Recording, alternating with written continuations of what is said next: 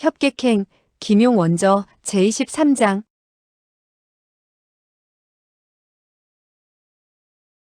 그가 들려준 이야기는 대략 다음과 같았다. 마침 그때 한 척의 난파선이 그 섬에 표류해 오게 되었다. 그 배는 해적선이었다.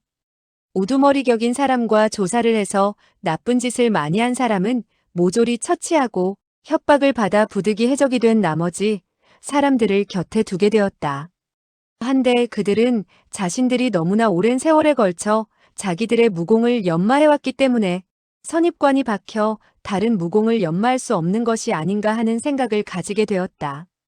그리하여 그들 두 사람은 나머지 해적들 가운데서 문자에 비교적 능숙하나 무공이 아주 약한 6사람을 뽑아 제자로 삼았다.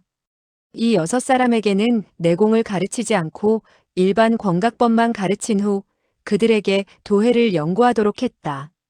결과는 용도주의 제자 3사람과 목도주의 제자 3사람 등 도합 6사람 다 다른 뜻으로 풀이하는 것이 아닌가.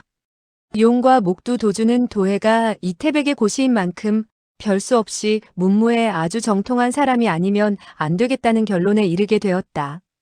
이윽고 용도주와 목도주는 길을 나누어 중원으로 들어서게 되었다. 1년 동안을 기한으로 하여 각각 4명의 제자를 거두어들이게 되었는데 거두어들인 제자들은 가슴 가득히 시설을 담은 유생이거나 혹은 시제에 뛰어난 명사들이었다.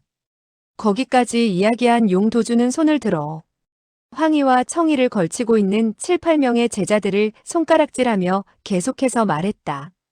솔직히 여러분들에게 말해서 이 몇 명의 제자들이 만약 과거에 응하게 된다면 진사가 되거나 한림이 되는 것은 손바닥 뒤집기보다 쉬운 노릇이외다. 그들이 처음 협객도에 이르게 되었을 때는 물론 모두 다 기꺼운 마음으로 원해서 온 것이 아니겠지만 무공을 배우게 되고 다시 도해를 연구하고 익히게 되자 그야말로 하나같이 죽어라 하고 남아있기를 원했으며 모두 다 무공을 배우고 연마하는 것이 글 공부를 하고 벼슬아치가 되는 것보다 훨씬 낫다고들 느끼는 것이었소. 군웅들은 그와 같은 말을 듣고 속으로 고개를 끄덕였다. 무공을 배우고 익히는 것은 글 공부를 하며 벼슬아치가 되는 것보다 훨씬 나았다는 말이지. 동시에 그들은 크게 마음에 드는 말이라 생각되어 많은 사람들이 남들이 보는 것도 개의치 않고 고개를 끄덕여 그렇다는 신용들을 했다. 용도주의 말은 계속되었다. 그러나 이 8명의 선비 출신의 제자들이 일단 도해를 참고하고 연구하게 되었으나 각자의 견지는 또 각기 달랐소. 그리하여 비단 나와 목형제에게 어떤 계시를 주기는커녕 서로 언쟁을 벌여서 되래. 우리 두 사람으로 하여금 시간이 흐르면 흐를수록 멍청해지도록 만들었소. 거기까지 말을 한 용도주의 뒤에 이어진 이야기는 다음과 같았다. 어느 날 목도주는 당시 무공에 정통하고 박식한 분은 소림의 묘체대사이니 그분을 청해오는 것이 어떻겠는가 하고 제의를 했다. 용도주는 묘체대사가 10여 년 전 은퇴하다시피 해서 와줄지 의문이라는 뜻을 비췄다. 이에 목도주는 한두 장의 도해를 베껴서 그 어르신에게 보여주자는 제의를 하고 묘체대사가 전혀 아무런 반응을 보이지 않으면 무공비결이란 것이 아무것도 아닐지도 모르니 자기들도 포기하자는 의견을 내놓았다.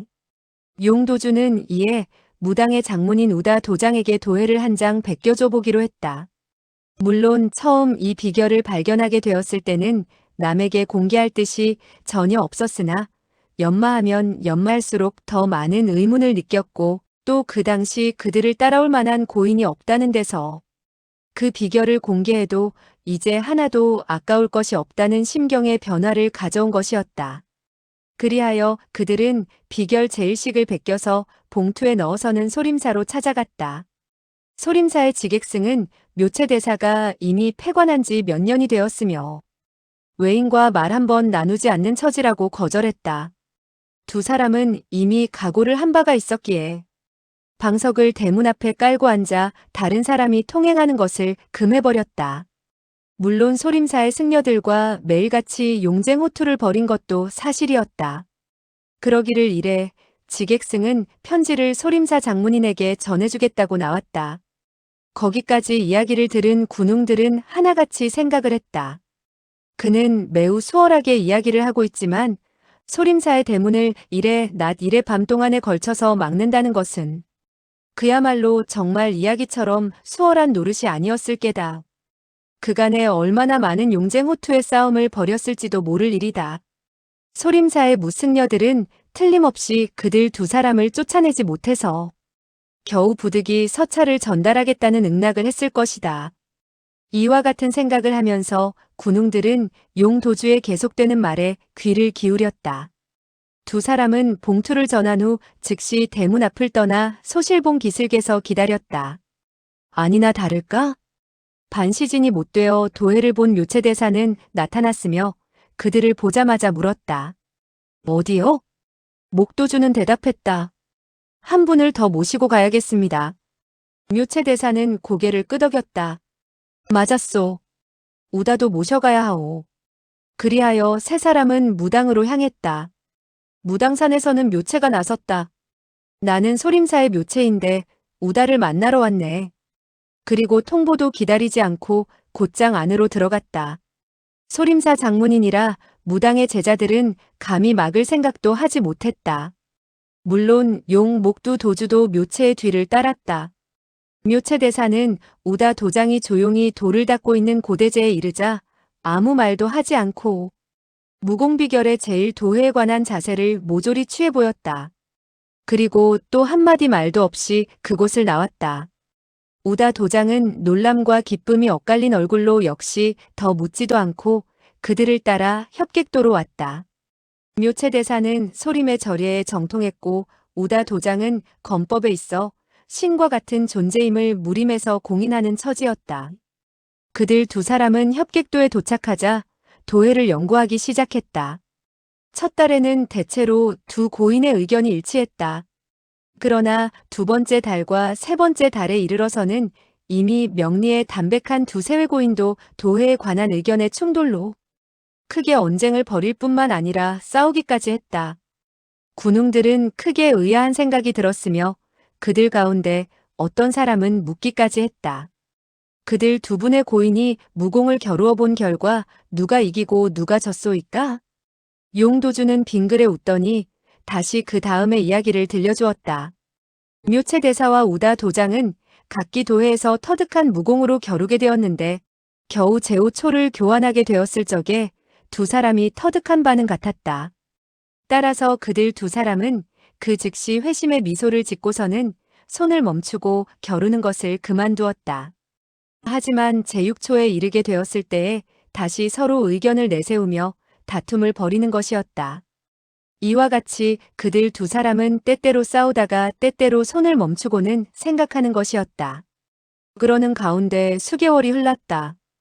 결국 일치하는 점이 적곳듯이 다른 점이 많았으며 그 누가 옳고 그른지를 단언할 수도 없었다. 이에 용도주와 목도주는 도해가 너무나 심오하고 엄청난 것이어서 묘체 대사와 우다 도장과 같이 조예가 깊은 사람도 겨우 일부분밖에 터득하지 못한다고 판단했다. 그리하여 두 사람은 더욱더 많은 사람의 의견을 모아야겠다고 생각하고 천하의 기재와 이인들을 섬으로 모셔 연구토록 해보자는 결정을 내렸다. 마침 섬에 단장식골 부심초가 꽃이 피는 해였다. 이 풀에 다른 약재를 가미하여 죽을 쓰면 무공을 연마하는 사람에게 커다란 도움이 되는지라 두 사람은 두 사자를 내보내 명문대파의 장문인들에게 협객도로 오시어 함께 동지팥죽을 들고 도해를 연구하십사 하고 청했다. 이야기가 여기까지 이르게 되었을 때 군웅들은 그만 서로의 얼굴을 쳐다보게 되었다. 모든 사람의 얼굴이 이상야릇하게 변했다. 한참 후 정불사가 큰 소리로 외쳐 물었다. 그렇다면 당신들이 죽을 먹으러 오라고 한 것은 순전히 호의에 의한 것이란 말이오? 용도주는 빙그레 웃었다. 순전히 호의라고는 할 수 없소. 사실 우리들은 천하에서 무공이 뛰어난 분들이 이 섬에 와 우리 형제의 의문을 풀어주고 무학의 도리를 더욱 높여 무공을 한층 더 증진시키자는 욕심이 없지 않아 있었소. 그러나 여러분들을 해치려고 한다는 생각은 잘못된 생각이요. 정불사는 냉소했다. 너무나 멀쩡한 거짓말이 아니오? 남을 초청해서 무공을 연마하자는 것이면 왜 오지 않으려는 사람의 전가족을 몰살했더란 말이오? 그런 억지의 초청이 어디 있어? 용도주는 고개를 끄덕여 보이고 손뼉을 쳤다. 상선벌하게 장부책을 가져오너라. 8명의 제자들은 즉시 안으로 들어가더니 각기 한 아름의 장부를 안고 나왔다. 한 꾸러미의 장부책은 약 2자의 두께였다. 용도주는 다시 분부를 내렸다. 여러 손님들에게 보여드려라. 무 제자들은 장부를 손님들 탁자 위에 나누어 주었다. 장부마다 노란 실로 어느 문파라고 술을 놓듯 꿰매 놓았다. 정불사는 자기 앞에 놓인 장부를 보자 바로 겉장에 육합정시라 쓰여 있는 것을 보고 움찔했다. 천하에서 우리가 육합정시라는 사실을 알고 있는 사람이 드문데 중원에서 멀리 떨어져 있는 이 사람들이 어떻게 알아냈을까? 뒤적거려 보니 모년 모월 모일 정불삼이 무슨 짓을 했으며 정불사가 무슨 짓을 했는지 모두 기록되어 있었다.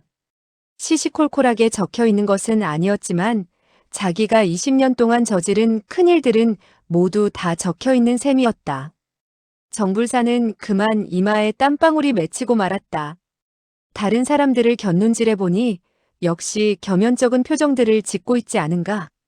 오로지 석파천만이 장락방이라고 쓰인 장부를 거들떠보지도 않고서 죽만 퍼먹고 있었다. 밥 한 끼 먹을 시간이 되었을 때 용도주는 분부를 내렸다. 상선벌학 장부를 거두어라. 무 제자들은 그 분부에 따라 장부를 모조리 거두어 갔다. 용도주는 빙그레 웃고 입을 열었다. 우리 형제가 아랫사람들을 시켜 수소문케 한 것은 은밀한 비밀을 캐내자는 것이 아니라 그런 일이 있었다는 소문을 들으면 그 즉시 기록하곤 했던 것이요. 그리하여 무릇 협객도에 의해 소멸된 문파나 방회는 대개 극악무도한 자들임을 밝혀두려는 것이었소. 그리고 그는 잠시 여유를 두고 여러 사람을 돌아본 후에 다시 입을 열었다. 우리들은 좋은 일을 한다고는 말할 수 없지만 시시비비를 분명히 가리고 있었소. 불초와 목형제는 이 섬에 살고 있는 협객이란 한마디에 부끄럽지 않아야 한다는 사실을 항상 염두에 두고 있었소.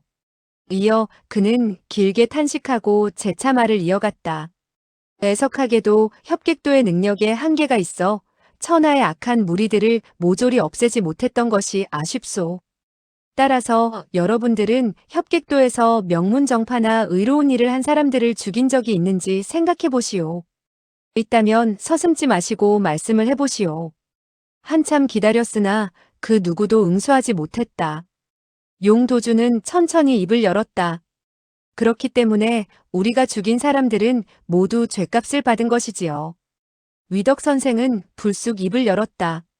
하북 통주 섭가권의 섭리비는 별 악한 짓을 하지 않았는데 어째서 그 집안 사람들을 모조리 죽였소?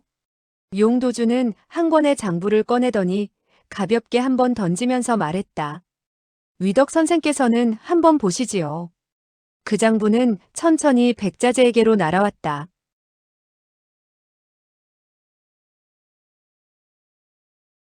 백자재는 손을 뻗쳐서 그 장부를 잡으려고 했을 때 뜻밖에도 그 장부는 갑자기 허공에서 순간적으로 멈칫하더니 벼랑간 곧장 아래로 떨어지게 되었다.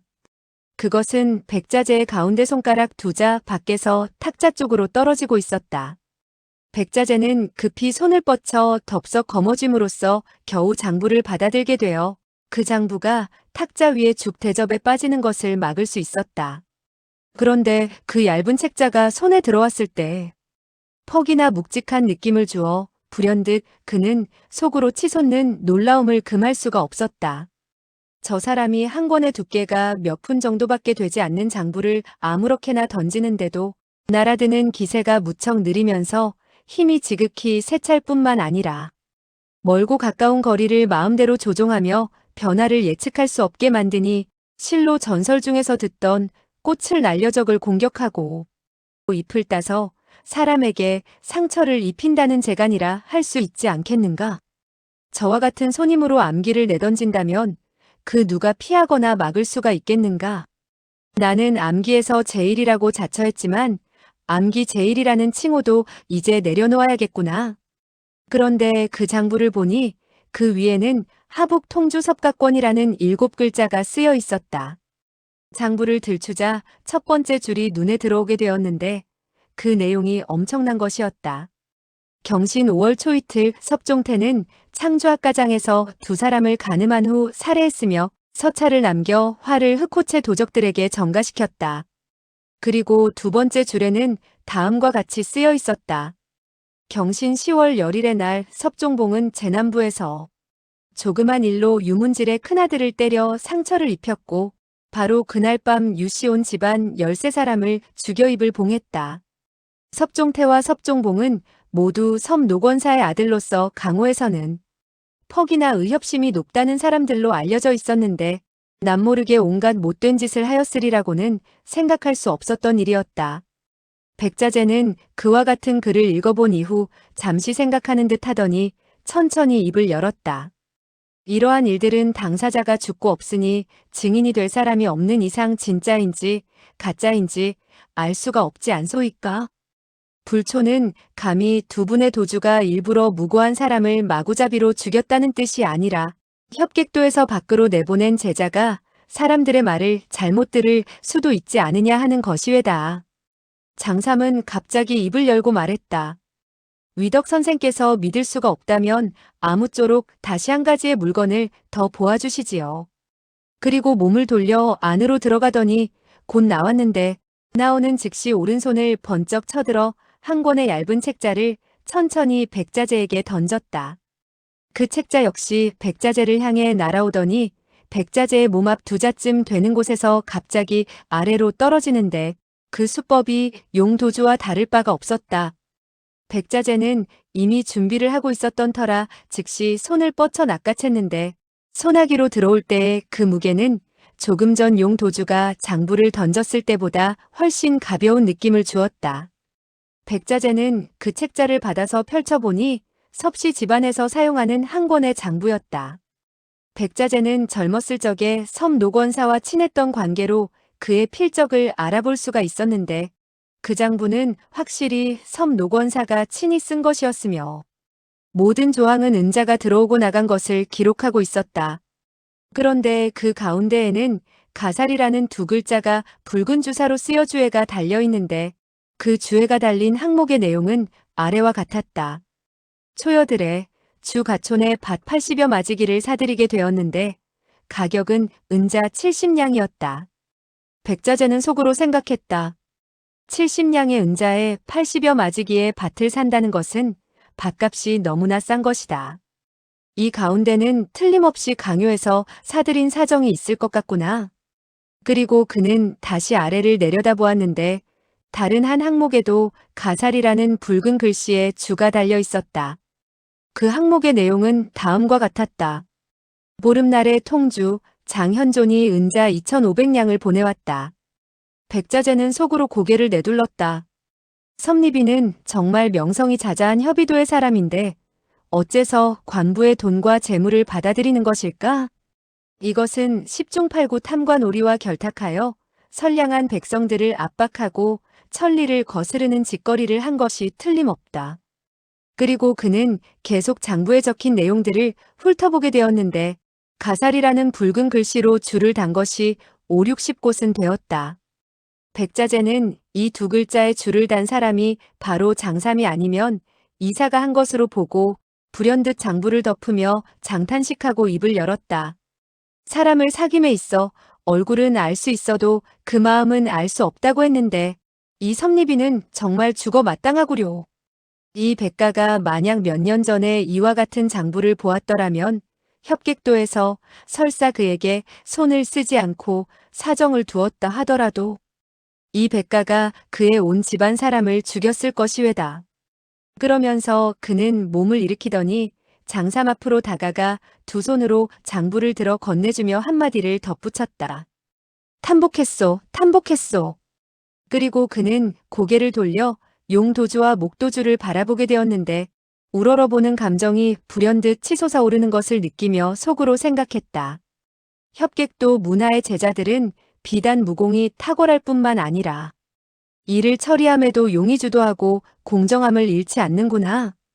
어떻게 선한 일을 한 사람에게 상을 내리는지는 알 수 없지만 악한 짓을 한 사람들에게 이와 같이 공정하게 벌을 내리는 것을 보면 선한 일을 한 사람에게 상을 내리는 것도 역시 적절할 것이다.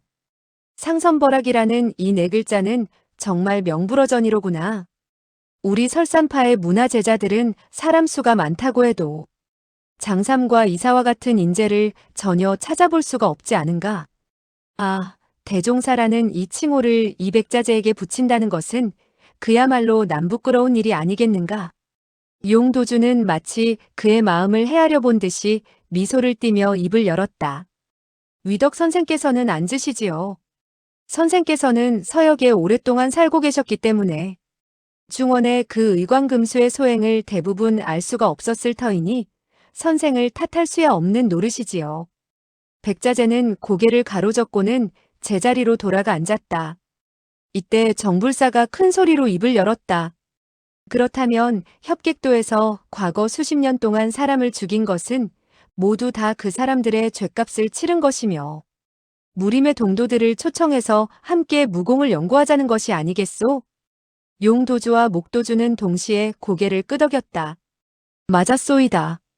정불사는 다시 입을 열었다. 그렇다면 어째서 이 섬으로 온 무림의 고수들을 모조리 해쳐 죽였고 그들의 시체마저도 고향으로 되돌려보내지 않았느냔 말이오? 용도주는 고개를 가로저었다. 정선생, 그 말은 틀렸소. 길에서 떠도는 소문이란 모두 다 믿을 것이 못 되지 않겠소? 정불사는 반문했다. 용도주의 말씀대로라면 그 무림 고수들이 하나도 죽지 않았단 말이오? 하하하. 가소롭구나, 가소로워. 용도주는 앙천대소하더니 역시 똑같은 말을 했다. 하하하. 가소롭군, 가소로워. 정불사는 아연해져서 물었다. 뭐가 가소롭다는 것이오? 용도주는 웃으며 응수했다. 정선생은 패도의 귀빈이요. 정선생이 가소롭다고 말씀을 하니 불초로서도 귀빈의 말씀에 맞장구를 치자는 뜻에서 가소롭다고 한 것이외다. 정불사는 퉁명스럽게 그 말을 받았다. 30년 동안 협객도로 와서 동지팥죽을 먹게 된 무림. 고수들은 300명이 아니라 하더라도 200명은 됨직할 것이요. 용도주께서는 감히 그들이 아직도 건재하다고 말씀을 하시니 그야말로 가소롭지 않소? 용도주는 천천히 말했다. 무릇 사람이라면 천수가 있는 것이외다. 제 수명이 다하게 되었을 때 대라금선이 아닌 이상해야 어찌 죽지 않을 수가 있겠소? 다만 우리 협객도에서 손을 써서 해쳐 죽인 것이 아니라는 것만 분명히 해둘 뿐이요. 정불사는 잠시 생각해보더니 다시 입을 열었다. 그렇다면 방고라는 여인이 20년 전에 이 협객도로 왔다는 소문을 들었소. 그 여자가 아직도 살아있소? 용도주는 되물었다. 그 여인은 어느 방파의 장문인이며 나이와 성씨는 어떻게 돼요? 정불사는 우물쭈물했다. 성이 무엇인지 잘 모르겠소. 본래는 정씨였는데. 그러자 복면을 한 여인이 갑자기 뾰족한 음성으로 입을 열었다. 바로 저 정가의 딸이지. 그 아가씨는 정씨 성을 따르지 않고 어머니의 성을 따라 매씨 성을 썼죠. 정불사는 얼굴을 붉혔다. 그러나 지기 싫어하는 성미인지라 정불사는 냉소를 흘리며 입을 열었다. 흐흐흐. 매가면 매가지 왜 야단이야. 이어 그는 용도주에게 다시 말했다. 나이는 약 40세 정도. 복면 여인은 다시 그 말을 가로챘다. 약이 뭐야? 꼭 39이에요. 그리고 어느 문화의 장문인이 아니고 매화권의 명인이라 협객도에 왔을 것이라는 설명을 덧붙였다. 목도주는 고개를 가로저었다. 매화권이라. 그렇다면 협객도에 올 자격이 없소. 복면 여인은 뾰족한 음성으로 항의했다. 왜 자격이 없어요? 매화권의 대표격이라고 나를 부른 것이 아니냔 말이에요? 목도주는 여전히 고개를 가로저었다. 자격이 없소. 용도주는 설명하듯 입을 열었다. 매여협, 목형제의 말은 나의 말처럼 수다스럽지 않고 간결한데 그 뜻은 그대를 초청한 이유가 매여협의 가전무공인 매화권에 있지 않고 2년 전 그대가 새로이 창안한 검법에 있다는 것이요. 복면 여인은 이상하다는 듯 물었다. 내가 새로이 창안한 검법을 남에게 펼쳐 보인 적이라곤 한 번도 없는데 당신네들이 어떻게 아셨죠? 그녀의 음성은 매우 뾰족하고 날카로워 듣는 사람으로 하여금 불쾌감을 느끼게 했다. 놀람이 깃든 그녀의 말은 더욱 귀가 따가울 정도였다. 용도주는 빙그레 웃고는 2명의 제자에게 각각 손가락질했다. 2명의 제자 가운데 한 사람은 황삼을 걸쳤고 한 사람은 청삼을 걸치고 있었다. 2사람은 앞으로 몇 걸음 나서더니 허리를 구부리고 명을 받들 자세를 취했다. 용도주는 천천히 말했다. 너희들은 매 여협이 새로이 창안한 검법을 펼쳐 보여라. 그러고 나서 그는 메시성의 여인에게 시선을 한번 던졌다가 다시 말을 이었다. 완전치 못한 점은 매 여협에게 가르침을 받도록 해라. 2명의 제자는 즉시 대답했다. 네. 그러고는 벽에 붙여놓은 한 탁자 옆으로 다가갔다. 황삼의 제자는 탁자 위에서 한 자루 철검을 뽑아들었다. 청삼의 제자는 한 자루 연편을 쥐고서는 메시성을 가진 여인에게 허리를 굽혀 보였다. 매 여협께서는 많은 가르침이 있으시길 바랍니다. 그러고 나서 그들은 자세를 가다듬고 이리저리 몸을 날리며 싸우기 시작했다.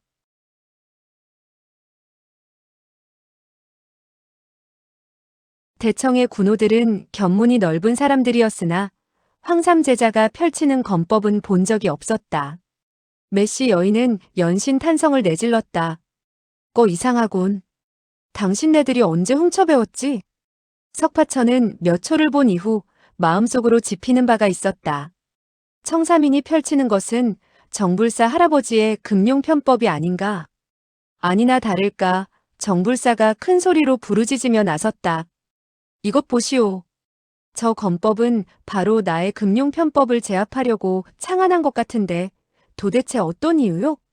청삼 제자는 아니나 다를까 금룡편법을 썼다. 1초일씩은 황삼 제자의 신기한 검법에 의해 제압당하고 있었다. 복면의 여인은 냉소를 흘릴 뿐 대답하지 않았다. 정불사는 보면 볼수록 화가 나서 호통을 내질렀다. 그까짓 검법으로 나의 금룡편법에 대항한다는 것은 아무래도 한 수 뒤떨어지는군. 그러자마자 황삼 제자가 검법을 일변시켰다. 초식마다 야릇하고 이상했으며 매우 매서운 데가 있었다. 그야말로 수법이 약간 비열하다 하겠으며 명가의 풍모를 전혀 엿볼 수가 없었다. 정불사는 다시 부르짖었다. 이건 어처구니 없는 짓이군. 그게 무슨 검법이냐? 쳇, 이거야말로 암코양이와 같은 여편네의 검법이라고 해야겠다. 그러나 그는 속으로 여간 놀라지 않았다. 만약 진짜 그녀와 대적하게 되었을 때 이와 같은 검초를 대하게 된다면 꼼짝없이 당하고 말 것 같군. 한데 그와 같은 검법은 악랄하고 음흉한 데가 있어.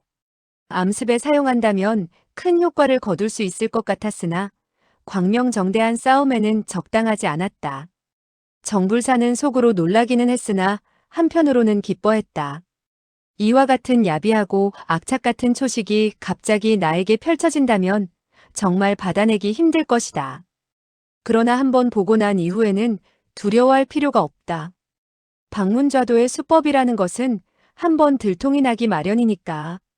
풍랑, 고삼낭자, 여정평, 범일비 등 4사람은 정불사에게 쓴맛을 단단히 본지라 금룡편법이 상대방의 무궁무진한 괴초에 제압당해 제대로 펼쳐지지 못하는 것을 보고 참을 수 없는 격정에 큰 소리로 갈채를 보냈다. 정불사는 노해 부르짖었다. 좋긴 뭐가 좋아. 풍랑은 웃으며 말했다. 나는 정불사 나으리의 금룡편법이 좋다는 것이 왜다. 고삼낭자는 웃으며 말했다. 금룡편법은 정말 절묘하군. 우라통이 터져 죽겠네. 우라통이 터져 죽겠네. 그녀는 3번이나 우라통이 터져 죽겠다고 부르짖었다. 지난번 정불사가 반점에서 도전을 해왔을 때 하던 말투를 그대로 모방한 것이었다. 청삼 제자는 금룡편법을 태반이나 펼치게 되었는데 벼랑간 둥글게 원을 한번 그렸다. 황삼 제자가 즉시 초식을 거두었다. 청삼 제자가 연편을 탁자 위에 놓고 맨손으로 황삼 제자와 싸우기 시작했다. 몇 수 보고 나서 석파천은 속으로 다시 한번 의아한 생각을 금할 수 없었다. 정씨 집안의 금나수법이 아닌가. 알고 보니 청삼 제자가 펼치는 것은 정불삼의 금나수법이었다. 복미수, 호조수, 옥녀점침, 야차새우 등의 초식이었다. 이것들은 정당히 바로 양자강배 위에서 그에게 가르쳐 주었다. 정불사는 이를 보고 더욱더 화가 나서 큰 소리로 부르짖었다. 이 매가야, 우리 형제들에게 도전하는 것 같은데 무슨 목적이 있느냐? 이거야말로 알다가도 모를 일이군. 그는 마음속으로 메시라는 여인이 오랜 세월에 걸쳐 자기에게 자기 언니가 버림받게 된 원한을 갚으려 한다는 것을 알았다. 황삼 제자가 펼치는 검법은 악랄하기 이를 데 없었으며 정파 사람들이 공격을 피하는 사타구니나 눈을 쑤시고 엉덩이를 찌르는 등의 수법을 조금도 꺼리지 않고 펼쳐냈다. 청삼 제자는 급급히 그런대로 공격을 막아내고 있었다. 벼랑간 황삼 제자가 검을 옆으로 들어 아래쪽을 베어왔다. 청삼 제자는 번쩍 몸을 날려 피했다. 황삼 제자는 손에 든 철검을 내던지면서 두 손으로 청삼 제자의 허리깨를 껴안고 말았다. 그리고 입을 쩍 벌려서는 그의 목덜미를 콱 깨물었다. 정불사는 놀라 부르짖었다. 어이쿠. 바로 자기의 목을 물린 것 같은 심정이 된 모양이었다. 아니나 다를까 그는 가슴이 쿵쿵 뛰었다. 그와 같이 껴안고서 콱 깨문다면 자기로서는 도저히 피할 수 없을 정도로 초식의 배합이 교묘했던 것이다. 청삼 제자는 두 팔을 놓고 황삼 제자와 함께 정불사와 복면의 여인에게 허리를 굽혀 보였다. 정로 선배님, 그리고 매 여협께서는 저희의 잘못된 점을 가르쳐 주시기 바랍니다. 이어 그들은 용 목두 도주에게 절을 하고 철검을 집어들고서는 원래 위치로 되돌아갔다. 메시 여인은 날카로운 어조로 말했다. 당신네들이 몰래 내가 창안한 검법을 8성이나 배워가다니 정말 가상한 노릇이에요. 그러나 그 검법을 저자가 보는 앞에서 펼쳐 보였으니 그것은 정불사는 노해 부르짖었다. 그와 같은 재간은 진정 검법이라고 할 수도 없으며 엉망진창이라고 할 수 있어. 도무지 채신머리 없는 검법이라 할 수 있으며 그 누구라도 배울 수 있을 것 같군. 백자재는 불쑥 입을 열었다. 뭐가 채신머리가 없어. 어찌되었든 간에 너희 정가가 갑자기 그와 같은 검법에 부딪히게 되었다면 손발이 어지러워진 나머지 몸뚱아리에 16개의 구멍이 나고 말걸. 정불사는 노해 반박했다. 어디 내가 나와서 시험을 해보아라. 백자재는 시큰둥하게 말했다. 어찌되었든 간에 너는 매 여협이 적수가 못 돼. 그녀가 너의 목을 껴안고 깨물었다면 너의 재간이 10배 더 강하다 하더라도 피하지 못할 것이다. 메시 여인은 날카로운 어조로 따졌다. 누가 당신 보고 칭찬을 해달라고 했나요? 그런데 나와 사소치를 견주어 볼 때는 어때요? 백자재는 고개를 가로저었다. 멀었어. 나의 부인은 이곳에 없지만 내 부인의 제자는 협객도에 와 있거든. 그러더니 그는 석파천에게 고개를 돌렸다. 이봐 손자사위, 내가 나가서 저 여인과 한번 겨루어 보도록 해라. 석파천은 고개를 가로저었다. 나는 그럴 필요가 없다고 생각합니다. 메시 여인은 물었다. 그대가 사소치의 제자란 말이오? 석파천은 고개를 끄덕였다. 그렇소이다. 메시 여인은 빈정대는 투로 말했다. 그런데 어떻게 되어서 저 사람의 손자사위가 되었지? 위아래도 없는 쌍놈들처럼 엉망진창이군. 꼭 계잡종들이 하는 짓 같군. 석파천은 고개를 끄덕였다. 맞소. 나는 계잡종이요. 메시 여인은 어리둥절해졌다. 그러고는 곧이어 우습다는 듯 날카로운 웃음을 터뜨렸다. 호호. 목도주는 무뚝뚝한 어조로 입을 열었다. 이젠 되었소. 단 한마디였으나 매우 위험에 찬 어조였다. 메시 여인은 흠칫하더니 대뜸 웃음을 멈추었다. 용도주는 곧이어 천천히 말했다. 매여협의 그 건법은 솔직히 말해 정씨 집안의 무공처럼 절묘하지는 못하오.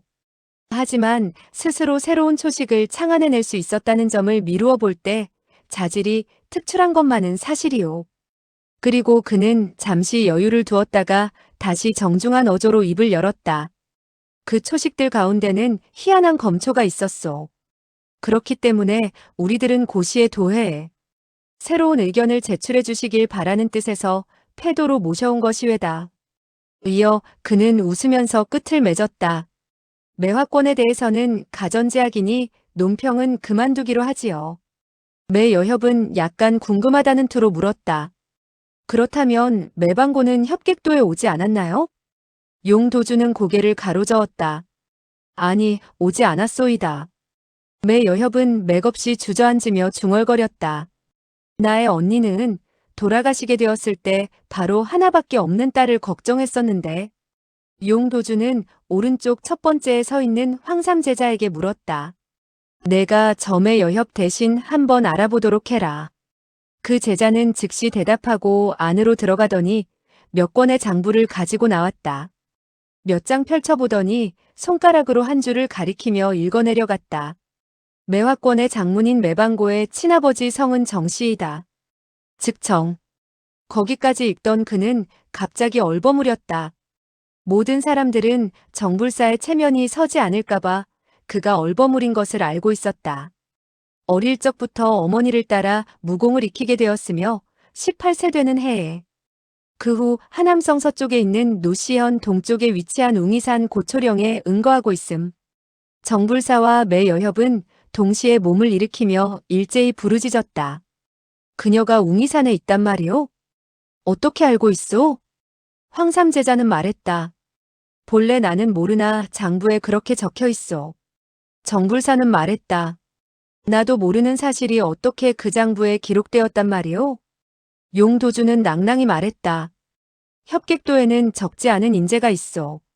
모두 무림 정의를 지키는 것을 소임으로 삼고 있으며 착한 일을 하는 사람에게는 상을 내리고 죄를 지은 사람에게는 벌을 내려 공평무사하게 조처하고 있어.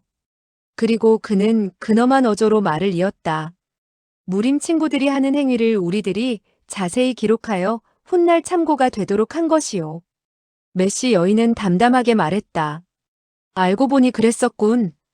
그렇다면 그 애는 웅이산의 고초령에 있겠군. 이어 그녀는 정불사를 바라보았다. 정불사 역시 기쁜 빛을 띠었으나 곧 침울한 표정이 되어 길게 한숨을 내쉬었다. 메시 여인 역시 나직이 한숨을 내쉬었다. 두 사람은 매방고의 행방을 알게 되었으나 한평생 다시는 그녀를 만나볼 수 없으리라는 것을 잘 알고 있었다. 용도주는 그들의 기분을 아는지 다시 좌중을 돌아보며 입을 열었다. 여러분들 마음속에 어떤 의문이 있으면 솔직히 털어놓아 보도록 하시오.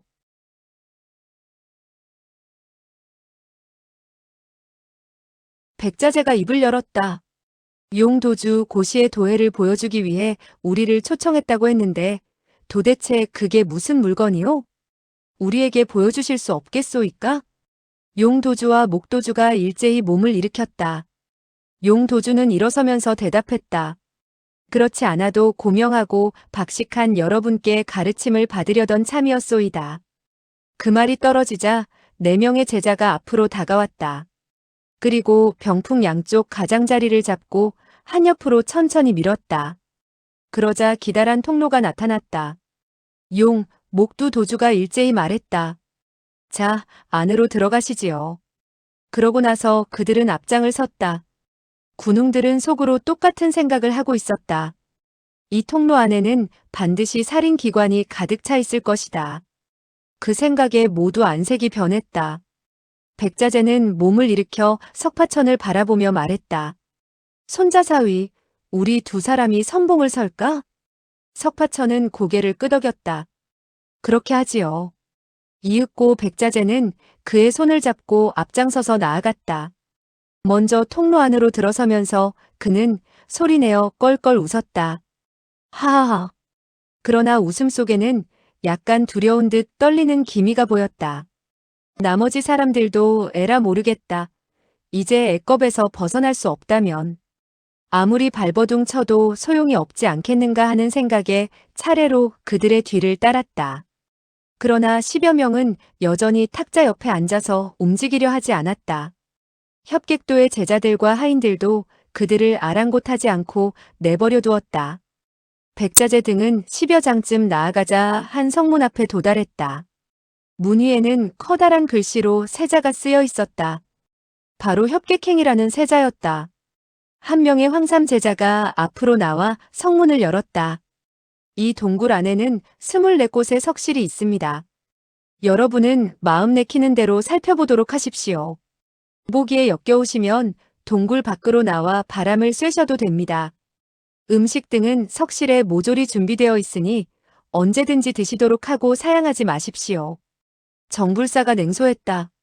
모든 것을 마음대로 하라니. 정말 겸손하기 짝이 없군. 하지만 마음대로 섬을 떠날 수는 없겠지? 그렇지 않소? 용도주는 소리내어 껄껄 웃었다. 하하하. 정 선생은 어째서 그와 같은 말씀을 하시오? 여러분이 협객도에 온 것은 스스로 원해서 온 것이 아니겠소? 따라서 떠나려 할 때 그 누가 억지로 붙잡을 수 있겠소? 그는 매우 엄숙한 어조로 다시 말을 이었다. 해변에는 크고 작은 배들이 갖추어져 있으니 언제든지 떠나고 싶으면 떠나도록 하시오. 군웅들은 어리둥절해졌다. 협객도에서 이토록 점잖게 나오리라고는 생각지 못했던 것이다. 그 가운데 몇 사람이 일제히 질문을 던졌다. 우리들이 당장 가겠다면 어쩌시겠소? 용도주는 담담하게 말했다. 물론 상관없소. 여러분은 나와 목형제가 어떤 사람인 줄 아시오? 우리가 손님에 대해 대접이 소홀한 것만 생각해도 부끄러움을 느끼는 판인데 어찌 귀빈을 억지로 붙잡아 둘 수 있겠느냔 말이오. 군웅들은 그 말을 듣자 마음이 놓였다. 그렇다면 고시의 도해가 무엇인지 보고 즉시 떠나도록 하자. 억지로 귀빈을 붙잡아 두지는 않겠다고 했으니 그의 신분으로 거짓말은 하지 않을 것이다. 무사람들은 석실 안으로 줄지어 들어서게 되었다. 동쪽에는 거울처럼 촛불이 주위를 환히 밝혀주고 있었다. 벽에는 그림과 글자가 있었다. 석실에는 이미 10여 명이나 되는 사람들이 벽을 주시한 채 깊은 생각에 잠겨 있었고 어떤 사람들은 운기조식을 하고 있었으며 또 어떤 사람들은 두 눈을 감고 입속으로 무어라 중얼중얼했다. 그런데 서너 사람이 큰 소리로 언쟁을 벌이고 있었다. 백자재는 벼랑간 한 사람을 자세히 훑어보았다. 그러다가 그는 놀라 부르짖었다. 온 사명! 자네가 어째서 이곳에 있는가? 석실 안에서 왔다 갔다 하며 서성이고 있는 흑삼 노인은 온인후라는 사람이었다.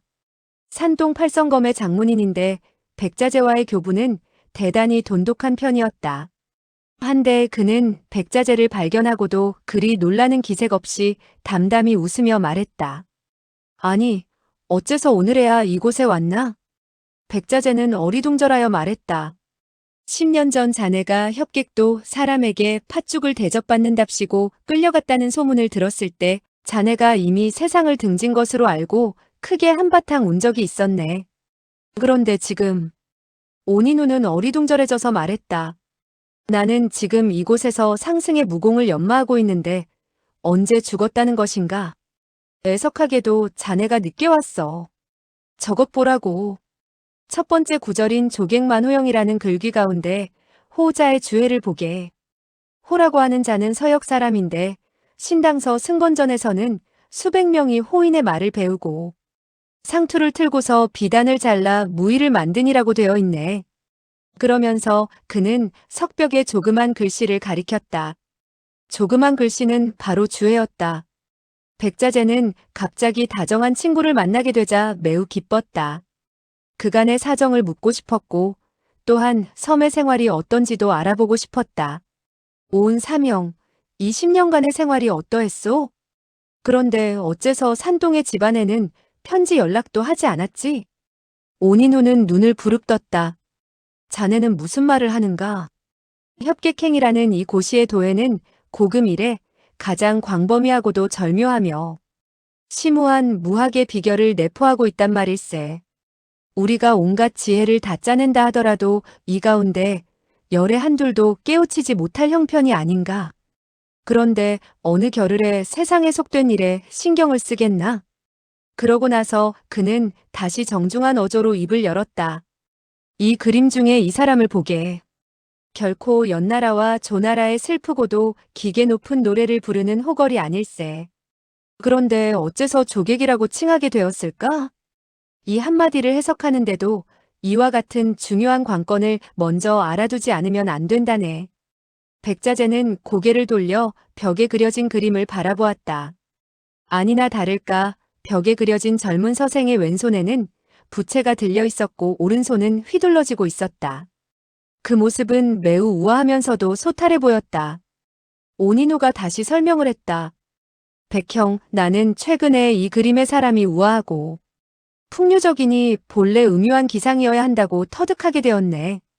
그런데 주해에는 반드시 위맹하고 강맹한 수법으로부터 시작되어야 한다고 하네. 그렇게 말한다는 것은 바로 음유를 채로 하고 양강을 용으로 한다는 것이니 별 어려울 것이 없지. 이어 그는 침을 꿀꺽 삼키더니 다시 말을 이었다. 그런데 말일세, 채로 한다는 것은 어떻게 해석해야 하며 용으로 한다는 것은 또 어떻게 해야 할 것인지 이 가운데는 실로 지극히 큰 학문이 내포되어 있다고 할 수 있겠네.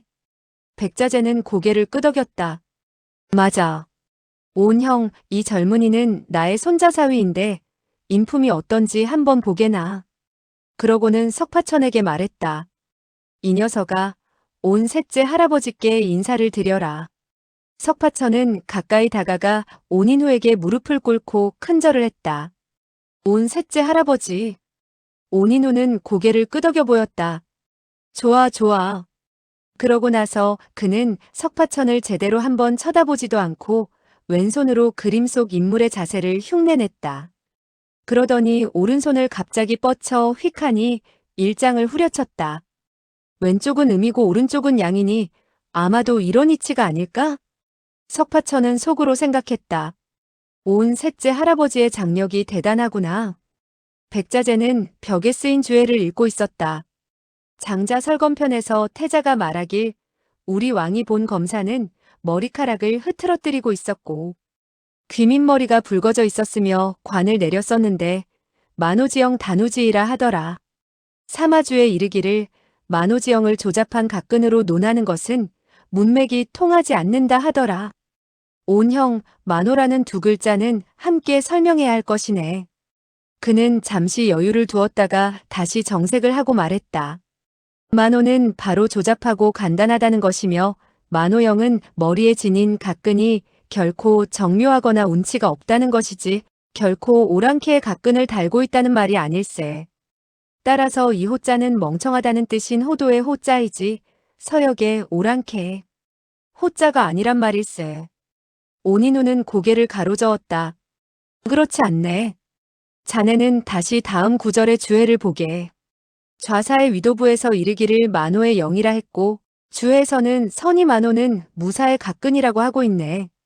그는 잠시 한숨을 돌린 후 다시 급한 어조로 말을 이었다. 이것은 일종의 무사들이 사용하는 각근을 말하는 것인데 조잡할 수도 있지만 또한 정교하게 만들어질 수도 있다는 것이네. 몇 년 전에 나는 양주 과위문의 장문인인 강곤에게 가르침을 받았네. 그는 서역 오랑캐인 호인이라서 호인에 대해서는 모르는 것이 없었지. 그는 호인 무사들의 관에는 각근을 달고 있으며 그 모양은 이렇다고 했네.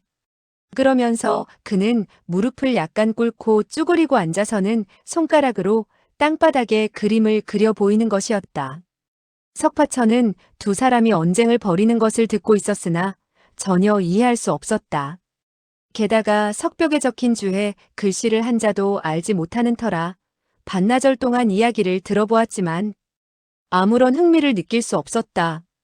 그리하여 그는 어슬렁거리며 두 번째 석실로 들어섰다. 문을 들어서자마자 검기가 어지럽게 번쩍이는 가운데 7쌍의 장검을 쓰는 사람들이 서로 겨루고 있었다.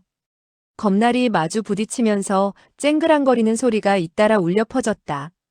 이 사람들이 펼치는 검법은 각기 다른 듯 했으나 변화가 기묘하기 이를 데 없어 하나같이 지극히 절묘한 검초인 것 같았다.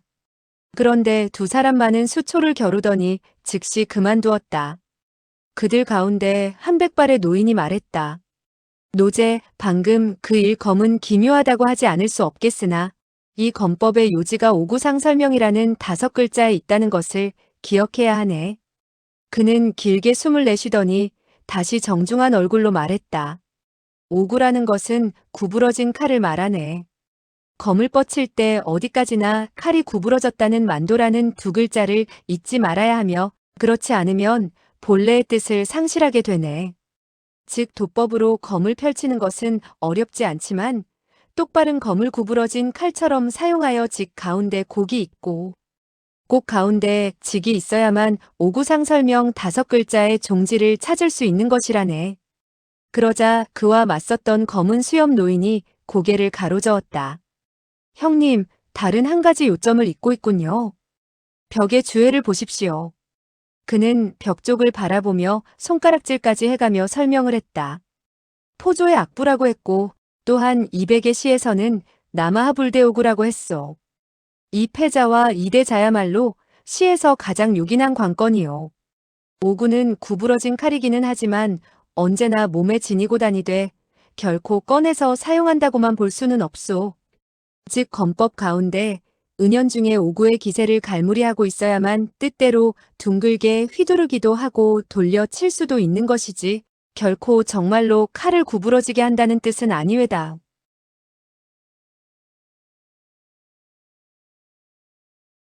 그러자 그 허연 수염의 노인은 그 말을 받았다. 하지만 그렇지 않네. 오구상 설명은 정묘한 광채가 번쩍번쩍하는 것이 결코 집에 꽂혀있는 오구가 아닐세. 예리한 무기를 몸에 지니고 다니면서도 집에 꽂지 않는다고 보는 것이 어찌 도리가 있다고 할 수가 있겠는가? 석파천은 두 사람의 의견을 들어보았으나 도무지 이해할 수 없어 다른 두 사람의 곁으로 다가갔다. 이때 석파천이 가까이 다가간 두 사람은 매우 빠르게 싸우고 있었다. 한 사람의 검초는 매우 날카로워 연신 공세만 펼치고 있었고 다른 한 사람은 장검으로 끊임없이 원을 그려대고 있었다. 원을 그려대고 있는 사람은 상대방의 검초를 모조리 밀어내고 있는 판국이었다. 벼랑간 창하는 소리와 함께 쌍검이 일제히 부딪히게 되었고 뚝 잘라져 나갔다. 두 사람은 동시에 뒤로 물러났다. 체구가 우람하고 얼굴이 거무튀튀한 사내가 입을 열었다. 저 벽의 주해에서 백거이가 물경직절검하니 유승곡 정구라고 했다고 했소. 그러니 내가 검을 부러뜨린 것이 벽주해의 원뜻과 크게 부합된다고 생각하오. 한데 이 우람한 체구의 사내를 상대로 겨루었던 사람은 늙은 도사였다. 석파천은 그가 바로 상천관의 장문인 천어도인인 것을 알아보았다. 석파천은 속으로 흠칫했다. 그가 자기를 발견하게 되면 화를 내게 될까봐 약간 걱정이 된 것이었다. 그런데 천어도인은 석파천을 발견하지 못한 듯 손에 반토막의 단검을 들고 고개를 저으며 체구가 우람하고 얼굴색이 거무튀튀한 사내의 말을 반박했다. 오구상 설명이 주가되고 유승곡 정구라는 글귀는 객에 해당하는 것이 아니겠소? 그러니 중불나게 손님이 주인 자리를 빼앗아 차지한다는 것은 결코 정도가 아니오. 석파천은 다시 두 사람이 언쟁을 벌이고 있는 것을 보고 서쪽 머리의 일남일녀를 바라보았다. 이 일남일녀는 검으로 겨루고 있었는데 두 사람 다 매우 느릿하게 초식을 펼치고 있었다. 매번 초식을 펼치는 것이 그저 신용만 하는 꼴이었다. 그런데 남자는 고개를 갸웃거리고 한동안 생각해보기도 했다. 여자는 때때로 1초의 검법을 8-9번이나 펼쳐본 후에도 쉬려고 하지 않았다. 틀림없이 두 사람은 부부가 아니면 남매지간이거나 사남매가 되는 사이였다. 서로의 정분이 지극하여 합심 협력하여 연구를 하는 까닭에 전혀 언쟁을 벌이지 않는 것 같았다. 석파천은 그들 두 사람에게서 어느 정도 절묘한 검법을 배울 수 있겠다고 생각하며 천천히 다가갔다. 이때 남자는 온갖 정신을 모으고 검을 찔렀다가 비스듬히 내려쳤다가 했다. 그러나 그는 곧 고개를 가로저으며 맥 빠진 얼굴이 되어 한숨을 내쉬었다. 아무래도 안 되는군. 여자는 그를 위로했다. 원오라버니, 5개월 전보다 그 1초는 크게 진보가 있어요. 우리는 다시 주회에 오구라는 것은 오왕 합녀의 보도라고 한 말을 연구해 보아야겠어요. 그리고 그녀는 질문을 던졌다. 도대체 오왕 합녀의 보도가 다른 사람의 보도와 어떻게 다르다는 것인지요? 남자는 장검을 거두고 벽에 주회를 읽어내려갔다. 5월 춘추에서는 합녀가 복원 막사를 만들어내자 백성들에게 다시 금구를 만들라는 명령을 내렸고 상금으로 100냥의 금을 하사한다고 공포하게 되었다. 나라에서는 금구를 만드는 자가 무척이나 많았다. 그런데 왕의 중상에 욕심을 낸 자가 있어 두 아들을 죽이고 그 피로 달구어 두 금구를 만들어서 합녀에게 바쳤다고 하더라. 구절을 다 읽고 난 남자는 얼굴을 돌리며 말을 이었다. 청누이, 이 고사는 너무나 잔인해. 왕이 내리는 100냥의 상금을 노리고 자기의 두 아들을 죽이다니 말이야. 여인은 침착하게 말했다. 저의 짐작으로는 잔인이라는 두 글자가 바로 이 1초의 요결을 말하는 것이 아닌가 해요. 손을 쓰게 되었을 때 사정없이 손을 쓰되 친아들이라 하더라도 죽여야 한다 하는 뜻인가 봐요. 그러나 그녀 역시 자신이 없는 듯 고개를 갸웃거리며 다시 한마디를 덧붙였다. 그렇지 않을 때 벽의 주애가 어째서 그와 같은 부분만 특별히 강조했겠느냔 말이에요. 석파천은 이 여인이 40여 세밖에 되지 않으며 용모가 매우 청소하다고 느꼈다. 그런데 친아들을 죽인다는 대목에 이르러서 전혀 처연해지는 표정이 엿보이지 않아. 그녀의 이야기를 더 듣고 싶지 않아서 얼굴을 돌려 석벽 쪽을 바라보았다. 벽에는 촘촘하니 글자로 가득 차 있었다. 수백 수천 자는 될 것 같았다. 그런데 어떤 획은 한 자루에 장검을 연상케 하고 있었으며 장검을 연상케 하는 획이 2, 30획은 되었다. 그와 같은 검의 모양은 바로 놓이거나 세로로 놓이기도 했으며 옆으로 또는 반대편으로 뻗는 상태가 되어 있기도 했다. 글을 아는 사람들은 글자 한가운데의 획에 불과하다고 생각하겠지만 글자를 모르는 석파천은 그 획들이 한자로 한자로 길고 짧은 검으로밖에 보이지 않았다. 어떤 검은 끝이 위를 향하는가 하면 어떤 것은 아래를 향하게 되었고 어떤 것은 비스듬히 날이 세워져 있었으며 어떤 것은 옆으로 쓰러질 듯한 형세를 이루고 있었다. 그리하여 석파천은 한자로 한자로의 검을 눈여겨보았다. 12자루의 검을 보게 되었을 때 갑자기 오른쪽 어깨에 있는 거골혈이 화끈 달아올랐다. 한 줄기의 뜨거운 기운이 금방이라도 튀어나올 것처럼 꿈틀대지 않는가. 재차 13번째 검으로 시선을 옮기게 되었을 때 그 뜨거운 열기는 경맥을 따라 오리혈에 이르렀다. 14번째 검을 바라보게 되었을 때 그 열기는 곡지혈에 이르렀다. 그 뜨거운 기운은 갈수록 강해졌으며 단전에서 끊임없이 올라와 금방이라도 폭발할 것만 같았다. 석파천은 속으로 이상하게 생각했다. 나무로 깎은 인형의 경맥도를 본 이후 내력이 크게 증대되었지만 오늘과 같이 세찬 기세를 보인 적이 없다. 배꼽이 마치 불타는 것처럼 화끈거리는 것을 보면 아마도 동지파 쪽의 독성이 퍼졌기 때문인가 보다. 그만 그는 겁이 약간 났다. 다시 석벽에 그려진 검의 형태를 바라보며 내력을 끌어올려서는 경맥을 따라 운행을 시켰다. 그러자 뱃속의 뜨거운 열기가 차츰 온몸의 혈도로 흩어졌다. 그는 곧이어 첫 번째 검부터 다시 살피기 시작했다. 검의 형태를 따라보며 마음속으로 생각을 했다. 그리하여 내력이 끊임없이 흐르게 되어 시냇물처럼 사방으로 뻗쳤다. 첫 번째 검으로부터 24자루까지 보게 되었을 때 내력 역시 영향혈에서 상향혈로 한 바퀴 빙 도는 것이 아닌가. 그는 속으로 생각을 해보았다. 알고 보니 이 검의 형태는 내력을 연마하는 것과 관계가 있구나. 애석하게도 나는 벽의 문자를 몰라 그 법대로 연마할 수가 없구나. 하지만 한 가지 검법을 익히게 될 것 같다. 그렇지. 백할아버지가 제일 첫 번째 석실에 계시니 설명을 들어보아야겠군. 그리하여 그는 첫 번째 석실로 갔다. 백자재와 온인후 두 사람이 각기 한 자루의 목검을 들고 몇 초 겨루어 보다가 언쟁을 벌이고 또 석벽의 문자를 가리키며 자기의 고집을 꺾으려 하지 않았다. 서로 상대방의 잘못이 있다는 것이었다. 석파천은 백자재의 옷자락을 잡고 물었다. 할아버지, 그 글자들은 무엇을 말하고 있는 것인가요? 백자재는 몇 마디의 설명을 해주었다. 온인우는 불쑥 그 말을 반박했다. 아닐세. 잘못되었어. 백형, 자네의 무공이 높기는 하나 나는 이 석실에서 이미 10년 동안 연구해왔네. 10년이라는 세월이 헛되이 보내어질 리는 없지 않은가? 어쨌든 자네는 아직도 터득하지 못한 것일세. 무학이라는 것은 불가의 선종과 같은 것이라네. 10년 동안 고된 수련을 한다고 반드시 득도하는 것은 아니야. 나는 저 한마디가 바로. 온인우는 고개를 가로저으며 그 말을 들으려고도 하지 않았다. 크게 잘못된 생각일세. 석파천은 두 사람이 끊임없이 다투기만 하는 것을 보고 속으로 포기하지 않을 수 없다고 생각했다. 벽에 쓰인 문자들의 주해가 그토록 어려워 용도주가 말한 것처럼 무수한 고수와 학문 있는 사람들을 데리고 와 수십 년간 연구해 보았지만 알지 못했다고 했다.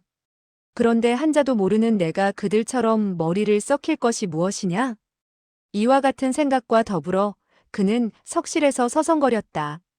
그러자니 자연 동쪽에 한 무리가 떠드는 것을 들을 수 있었고 서쪽에서 한 무리가 떠드는 것을 또 들을 수 있었다.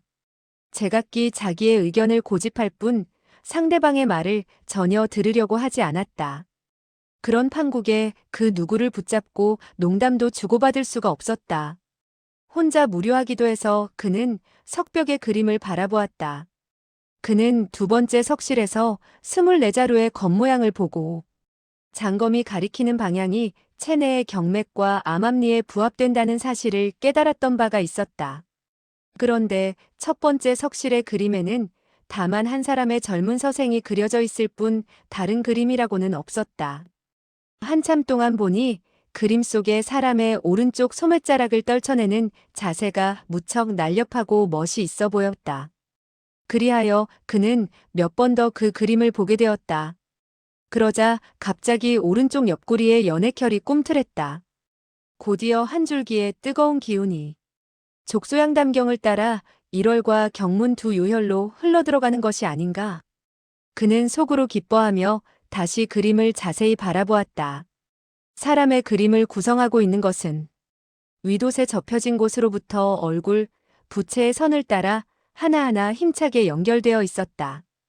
그 연결된 부분을 따라 보아 내려오자 자기 체내의 내력도 그 선을 따라 운행하는 것이 아닌가. 그림 속의 필법과 체내의 경맥이 서로 부합하고 있다. 이것이야말로 가장 천박한 도리이니 이곳에 있는 사람들은 모두 알고 있을 것이다.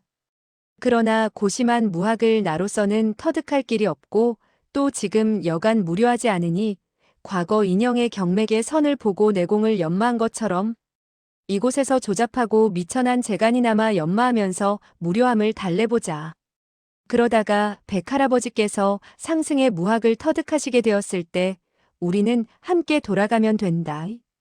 그리하여 그는 그림 속의 필법을 눈여겨 관찰했다.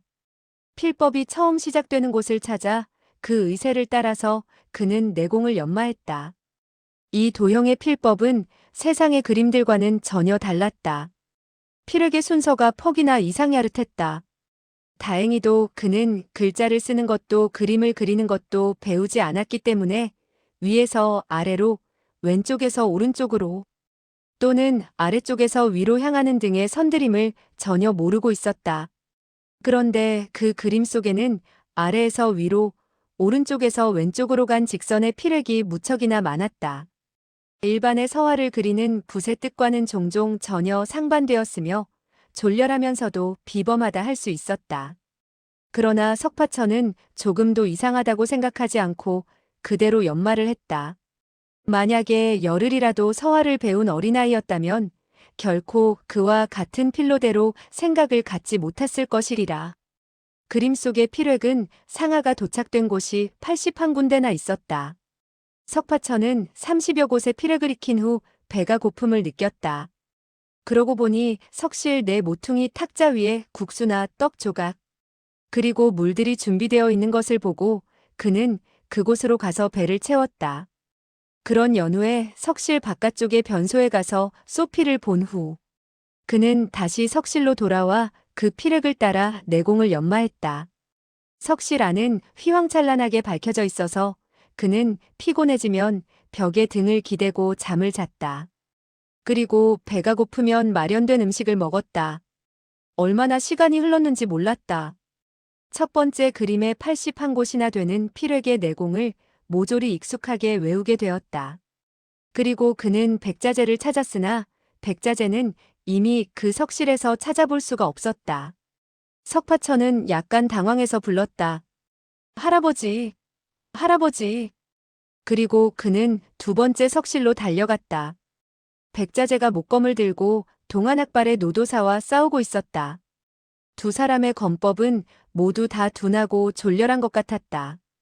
그러나 두 자루의 검에서는 찍찍하는 파공성이 일었다. 각기 상승의 내력을 검초에 주입한 것이었다.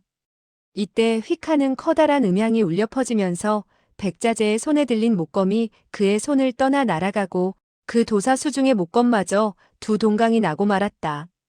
그런가 하면 두 사람은 동시에 뒤로 두 걸음씩 물러섰다. 노도사는 빙그레 웃고 입을 열었다. 위덕 선생, 당신의 하늘에서 받은 실력에는 이 늙은 도사도 무릎을 꿇지 않을 수 없구려. 하나 우리들이 겨룬 것은 검법이었지 내공을 겨룬 것은 아니오.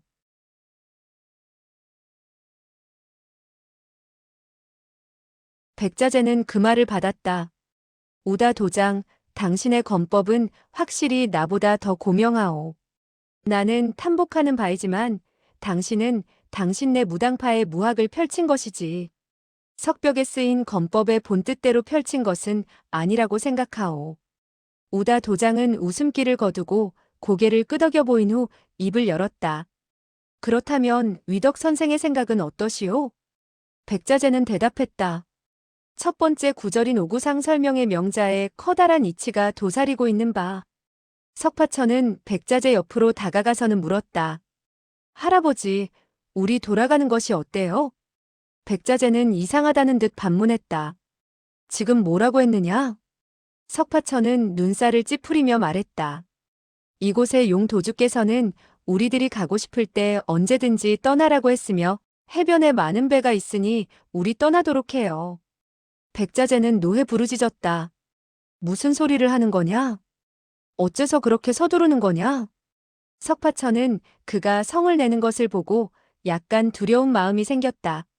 할머니는 저쪽에서 기다리고 계세요. 2월 말까지만 기다리겠다고 말했어요. 만약 2월 말까지 돌아오시지 못한다면 바다에 뛰어든다고 하셨어요.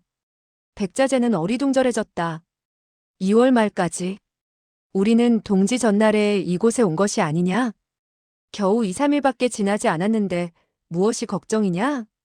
천천히 돌아가도 돼. 석파천은 수아가 그리웠다. 그리고 그날 해변가에서 전송해주던 수심의 어린 그녀의 모습이 떠오를 때마다 돌아가고 싶은 마음에 겨드랑이에 날개라도 돋았으면 하는 심정이 되곤 했다. 그러나 백자재는 완전히 석벽에 무하게 빠져 있는 것이 아닌가. 그렇다고 혼자 내버려 두고 갈 수도 없는 노릇이라 석파천은 별 생각 없이 세 번째 석실로 들어갔다. 석실에 들어갔을 때 세찬 바람 소리가 일었다. 3명의 경장을 한 노인이 경공신법을 펼쳐 신속하게 달리고 있었다. 너무나 빨리 달리기 때문에 석실 안에는 세찬 바람이 소용돌이치고 있는 것이다. 세 사람은 이와 같이 쫓고 쫓기듯 다름질치고 있으면서도 말을 주고받았는데 어조가 매우 차분한 것으로 미루어 내공 조예가 무척 심오한 듯 했다. 문득 첫 번째 노인이 입을 열었다. 이 한수의 협객행은 대시인 이백이 지은 것이네. 이백은 시선이었지 결코 검술가는 아니거든. 어찌하여 한수 24구의 시에 무학의 가장 오묘한 이치가 담겨 있다는 것일까? 두 번째 노인이 말했다. 이와 같은 무공을 창안한 사람이야말로 청고에 드문 무학의 대종사일세. 그 어르신께서는 다만 200의 시를 빌려 그의 신기한 무공을 설명한 것인데 우리들은 외골수로만 빠져들어 200의 협객행이라는 시가 가지고 있는 뜻에 너무 구애를 받고 있는 것 같네. 세 번째 사람은 그 말을 받았다. 기형의 말씀이 지극히 옳은 것 같네만 이 은한조백만은 200의 본뜻에서 이탈하게 되었을 때 풀 길이 없어지네. 첫 번째 노인은 말했다. 그건 그래. 비단 그럴 뿐 아니라 네 번째 석실이 삽답여유성과 연결되어야만이 올바른 설명을 할 수 있다고 생각하네. 시와 문장을 해석함에 있어서 단편적으로 뜻을 취해서는 안 되는 것과 마찬가지로 우리가 무학을 연구 및 토론함에 있어서도 단편적으로 뜻을 취해서는 안 될 걸세. 석파천은 속으로 이상하게 생각했다. 세 사람이 무공을 토론한다면서 어째서 앉아서 천천히 이야기를 하지 못하고 이렇게 다른 박질을 치는 것일까? 그러나 그는 곧 그 이유를 알게 되었다. 두 번째 노인은 그 말을 받아 물었다. 자네는 그 두 시구에 대해서 터득한 바가 많다고 생각하는데 어찌하여 경공신법의 응용에 있어서 시종나를 뒤쫓아오지 못할 정도로 시시한가? 첫 번째 노인은 그 말을 받아 물었다. 그렇다면 자네는 나를 뒤쫓아왔는가? 그러자 세 사람은 더욱더 빨리 달렸다. 그들의 옷자락에서 바람소리가 일었다. 그런데 세 사람의 상호 간격은 시종 변하지 않았다. 세 사람의 공력이 비슷해서 그 누가 그 누구를 초월할 수 없었던 것이다. 석파천은 잠시 그들의 하는 양을 보다가 시선을 옮겨 벽에 그려진 그림을 바라보았다. 벽에는 한 필의 준마가 그려져 있었다. 고개를 번쩍 쳐들고 달려가는 모습이었다. 발밑에 구름이 잔뜩 깔려 있어 마치 하늘을 나는 것 같았다. 그는 먼저의 방법대로 말이 달리는 기세를 내공의 연마와 연결시켜 시험을 해보았다. 그러나 이번에는 전혀 들어맞지 않았다. 그는 아무래도 이번 그림은 첫 번째와 두 번째의 석실과는 다른 모양이라고 생각했다. 그리하여 그는 말의 발밑에 있는 구름송이들을 자세히 살폈다. 한 무더기가 한 무더기의 구름 같기도 하고 안개 같기도 한 기체는 끊임없이 앞으로 밀려나가고 있었다. 마치 벽이라도 뚫고 달아날 것 같은 그런 기세였다. 잠시 바라보게 되었을 때 갑자기 진기가 끌어올라 그는 자기도 모르게 다름질을 치게 되었다. 그는 한 바퀴 돌고서는 석벽의 구름송이를 한번 바라보았다. 그러자 진기가 다시 그를 밀어붙이듯 끌어오름에 따라 다시 한 바퀴를 돌았다. 다만 그는 경신법을 배우지 않았기 때문에 발걸음이 휘청거렸고 자세가 비틀비틀한 것이 매우 보기에 졸렬했으며 달리는 것 또한 그 세 명의 노인들보다 훨씬 뒤떨어지는 편이었다. 그러니까 세 명의 노인이 매번 7, 8번의 원을 돌 때 그는 겨우 한 바퀴를 도는 것이었다. 그러자 그의 귀에 아스라이 세 노인이 비아냥거리는 말이 들려왔다. 어디서 온 젊은이인데 우리들처럼 줄다름을 익히려고 할까? 하하, 저게 무슨 꼬락선인가? 저 같은 경신법으로 감히 석벽에 무공을 파고들어 연구하려고 하다니, 흐흐. 다른 사람의 취팔선이라는 술 취한 사람의 걸음걸이도 역시 그 자체에 일정한 규범이 있는 고명한 무공인데 저 소형제의 취구선은 너무나 우스꽝스러울 정도로 꼴사납군. 석파천은 그만 얼굴이 시뻘개져서는 걸음을 멈추었다. 그러나 석벽을 다시 한번 쳐다보게 되었을 때 자기도 모르게 다시 달리기 시작했다. 8, 9번의 바퀴를 돌게 된 이후 온 정신을 가다듬고서는 벽에 구름송이의 기세를 외웠으며 그 세 노인의 비아냥거리는 말소리는 이미 한마디도 그의 귀에 들어오지 않았다. 얼마나 시간이 흘렀고 또 몇 바퀴를 돌았는지 모를 일이었다. 그가 벽에 그 구름 형세를 모조리 익히고 걸음을 멈추게 되었을 때 세 명의 노인은 이미 어디로 갔는지 보이지 않고 곁에 네 사람이 각기 손에 병기를 들고 말이 달려가는 자세를 모방하며 찌르고 치는 등 검법을 연마하고 있는 것이 아닌가. 그 네 사람의 검을 뻗쳐내는 기세가 매우 매서웠으며 입으로는 뭐라고 중얼중얼대고 있었다. 석벽에 쓰인 글과 주애를 읊고 있는 것이었다. 그러다가 한 사람이 입을 열었다. 은빛이 찬란하니 안장이 저절로 평온해지더라. 그러자 다른 한 사람이 그 뒤를 이었다. 비추는 것은 높은 데서 아래를 향하는 것이고 하얀 것은 교결하면서 물이 깊은 것이다. 그러자 다른 사람이 입을 열었다. 천마가 하늘을 나르니 순식간에 만리를 달려가더라. 네 번째 사람도 한마디 했다. 이상은의 글에는 손이 천마이고 마음이 나라지라 했고 운부에서는 도가가 손을 천마로 알더라 했으니 원래 천마는 손이고 결코 진짜 말이 아니었군. 석파천은 그와 같은 말을 듣고 속으로 생각했다.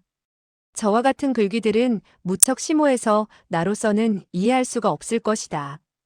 그들이 이곳에서 검수를 연마한 지는 적어도 10년 아니면 20년은 걸렸을 것이다.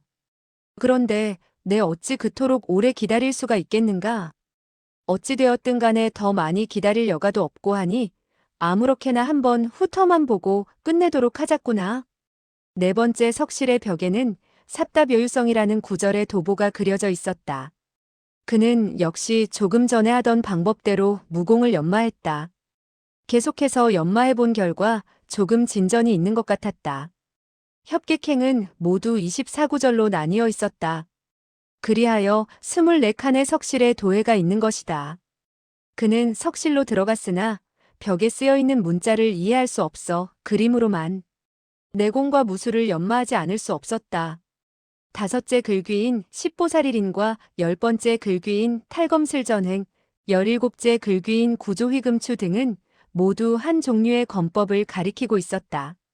여섯째 글귀인 천리부류행, 7째 글귀인 사료부리거, 8째 글귀인 심장신여명은 각기 한 종류의 경신술이었다. 9째 글귀인 한과신능음, 14번째 글귀인 오학도위경, 16째 글귀인 종사협골향은 권장법이었다. 13번째 글귀인 삼배토언락, 18번째 글귀인 의기소예생, 그리고 20번째 글귀인 현역대량성은 각기 한 종류의 토납술이었다. 그는 매우 빨리 익혔다. 하루에 2~3가지를 연마하는 데 성공했다. 그러나 어떤 때는 잇따라 17, 8일 동안 한 가지도 익히지 못하는 수가 있었다. 일단 무학에 온 정성을 기울이게 되자 세월이 흐르는 것도 잊게 되었고 끝내 23칸의 석실에 있는 도해를 모조리 익히게 되었다. 매번 한 폭의 도해를 익히고 나면 그는 심신이 가라앉게 되어 백자재에게 가자고 재촉을 했다. 그러나 백자재는 석벽의 무학에 갈수록 심취되어 석파천이 가자고 조르기만 하면 마구 욕을 퍼붓고 방해한다고 야단을 쳤다. 그러다가 주먹을 마구 휘두르며 옆에는 얼씬도 하지 못하게 만들었다. 석파천은 어쩔 수 없이 범일비와 고삼낭자들과 상의했다. 그러나 그 사람들 역시 넋을 잃고 있는 것이 아닌가. 모두 석벽의 무학에 심취되어 되레 그를 붙잡고 이 구절의 요결은 어디에 있으며 저 구절의 해석은 어떠냐면서 놓지를 않으려고 했다. 석파천은 깜짝 놀라지 않을 수 없었다. 용, 목 두 도주는 무림 고인들을 데리고 와서는 무학을 연구하게 했으나 본래 그들이 알아서 돌아가도록 했다. 다만 30년간 한 사람도 섬을 떠난 것을 볼 수 없는 점으로 미루어 보아 석벽의 무학이 얼마나 사람의 넋을 빼앗는가를 짐작할 수 있겠구나. 다행히도 나는 무공이 약하고 글자를 모르니 그들처럼 빠질 수가 없을 것이다. 그리하여 범일비 등이 호의로 석벽의 문자를 해석해주겠다고 해도 석파천은 몇 마디 듣지 않고서는 고개도 돌리지 않고 그 석실에서 나와버리곤 했다. 뿐만 아니라 감히 고개도 돌리지 못했고 그들이 해준 말을 빨리 잊어서 감히 생각해 볼 엄두도 내지 못했다. 그리하여 따지고 보니 협객도에 온 지도 이미 2개월 반이 넘어 있었다. 다시 며칠만 지나게 된다면 반드시 돌아가야 했다. 24칸의 석실 가운데 23칸의 석실을 보았으나 최후의 석실로 가서 한 이틀쯤 연마하는 것도 괜찮을 것이라 생각했다. 그러나 만약 너무나 어려워 시일이 모자라고 할아버지가 마다할 때는 자기 혼자서라도 포기하고 돌아가지 않을 수 없다고 작정했다. 먼저 돌아가게 된다면 그는 다른 사람들이 마음 놓을 수 있도록 섬의 상황을 산오파 등 무사람들에게 알려줄 참이었다. 그런데 그에게는 할아버지 격인 백자재가 섬에 남아서 아무리 무공을 파고들고 연구한다 하더라도 절대적으로 흉악하고 위험한 일이 없다는 것이 천만다행이라고 생각했다. 이윽고 그는 24번째 석실로 들어섰다.